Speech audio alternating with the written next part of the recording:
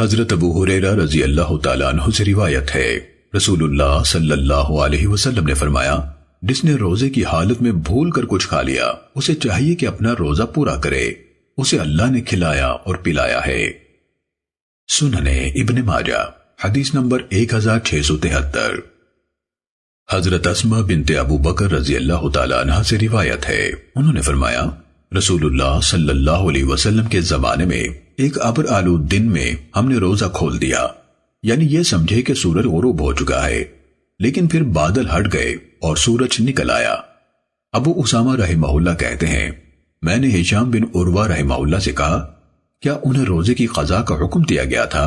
انہوں نے کہا، یہ تو ضروری تھا۔ سننے ابن ماجہ حدیث نمبر 1674۔ حضرت فضالہ بن عبید انصاری رضی اللہ تعالیٰ عنہ سے روایت ہے، انہوں نے فرمایا، نبی صلی اللہ علیہ وسلم ایک ایسے دن ان کے پاس تشریف لائے جس دن آپ روزہ رکھا کرتے تھے۔ آپ نے پانی کا برتن طلب فرمایا اور پی لیا۔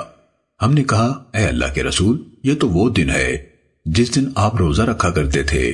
فرمایا، ہاں، لیکن مجھے قے آ گئی تھی۔ سننے ابن ماجہ حدیث نمبر 1675۔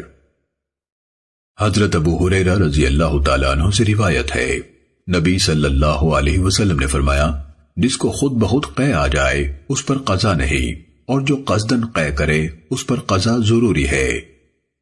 سننے ابن ماجہ حدیث نمبر 1676۔